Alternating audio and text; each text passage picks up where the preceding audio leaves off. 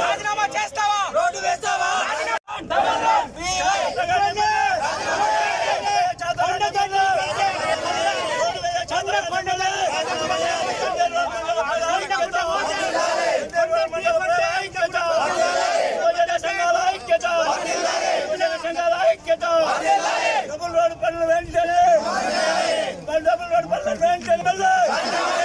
నిర్మాణ పనులు వెంటనే సంఘాల ఐక్యత, మండల ప్రజల ఐక్యత,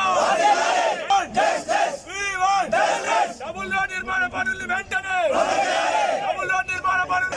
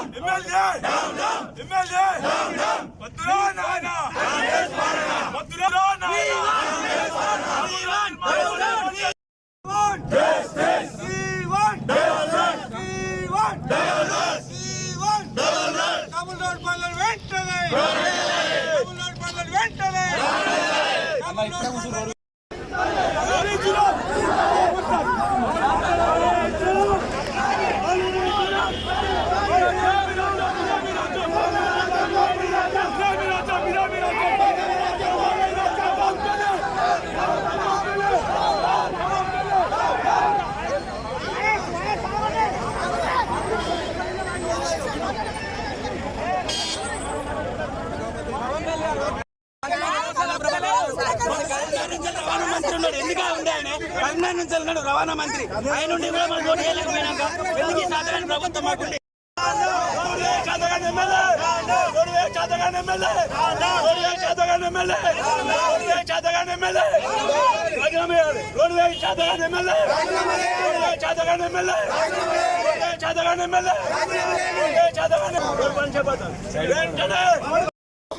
పదవిలోకి రాకముందు రోడ్డు మీద గన్నేరం మండల ప్రజల మీద ఎంతో ప్రేమ ఉన్నట్టు నటించి అబ్బాయి ఈ రోడ్డు చూడండి, ఈ కల్వర్ట్ చూడండి, ప్రజలకు ఇబ్బంది పడుతుంది, నేను గెలిచాక వెంటనే రోడ్ ఎత్తా, నేను గెలిచాక వెంటనే రోడ్ ఎత్తా కానీ ఇంటింటికి వాడవాడకు ఊరూరికి తిరిగి ఇలా గద్దెనెక్కిండు. గద్దెనెక్కినాక గన్నేరం ప్రజలను మర్చిపోయిండు. ఇక నాకు వేరే భాష కాదు, గన్నేరం ప్రజలను మొత్తం పక్షపాతంగా చూస్తున్నారు. ఇలా అరిగోస పడంగా, ఇబ్బంది పడంగా, మన ట్రాక్టర్లు దిగబడంగా, ఆరోగ్యాలు దిగబడంగా, లారీలు దిగబడంగా చూసుకుంటూ పోతాం తప్ప గన్నేరం ప్రజల మీద ప్రేమ లేదు. ప్రేమ ఉంటే ఇప్పటికే రోడ్డు స్టార్ట్ చేయదు. ఆల్రెడీ స్టార్ట్ అయిన రోడ్లు మళ్ళీ రీశాంక్షన్ తెచ్చి కాంట్రాక్టర్ కూడా ఆయనకి ఏందో మరి సంబంధం లేదు కానీ మొత్తానికి రీశాంక్షన్ చేసి రోడ్ వేయకుండా వేసిండు. ఇప్పుడు ఆగిపోయింది పని.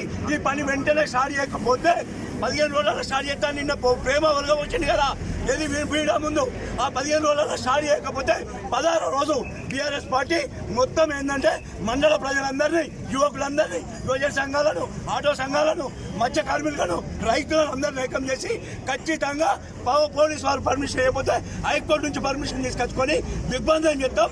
ఎమ్మెల్యే గారు చేతనైతే రోడ్ పని స్టార్ట్ చేయి, చేత కాకపోతే రాజీనామా చేయాలి. ఈ బతిక ముఖంగా కోరుకుంటా ఉన్నాం. రోడ్ వేయమని చెప్తున్నాం, నాకేం చేయమని చెప్తలేదు. మానసాదేవి 2వ మహాపుణ్యక్షేత్రం అమ్మవారి దగ్గరికి వేల సంఖ్యలో వేరే రాష్ట్రాల నుంచి, వేరే దేశాల నుంచి ప్రజలు వచ్చి అమ్మవారిని దర్శించుకోవడానికి వస్తున్నారు. ఇక్కడ నుంచి మెయిన్గా గుండ్లపల్లి నుంచి అమ్మవారి వరకు రోడ్డు బాగలేదు. కొండాపూర్లోనే ప్రమాదకరంగా పెద్ద బావి ఉన్నది.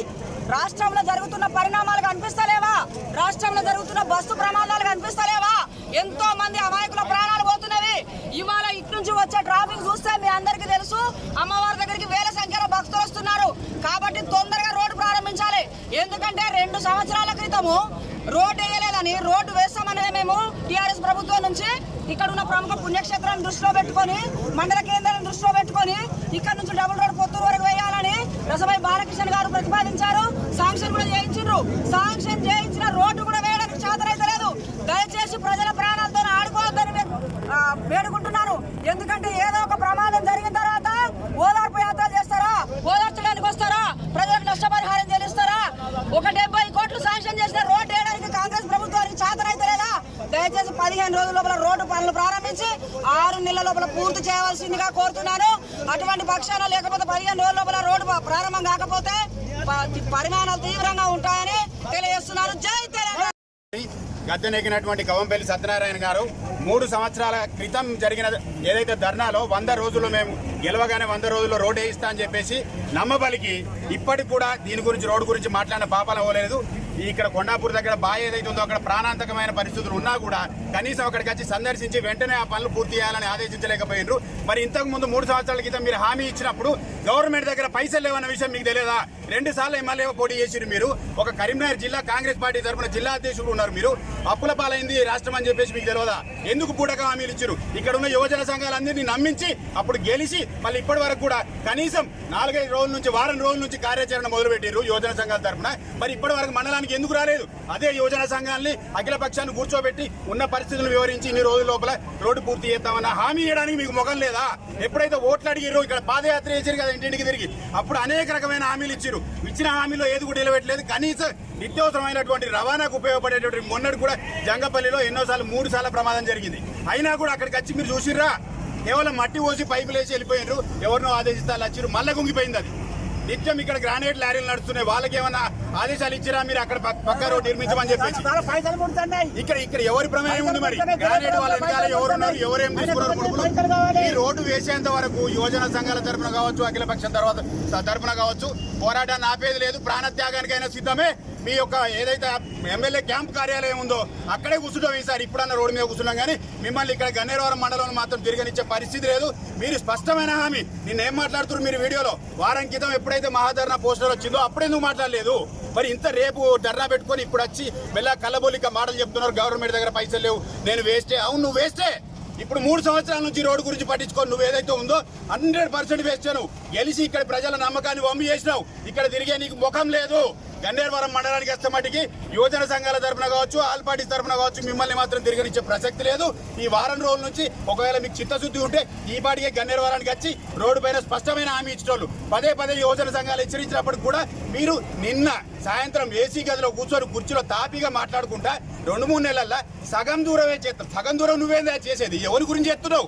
మా పైసలు ఇవి గవర్నమెంట్కి మేము పన్నులు కట్టే పైసలతో మీరు రోడ్డు వేయాలి.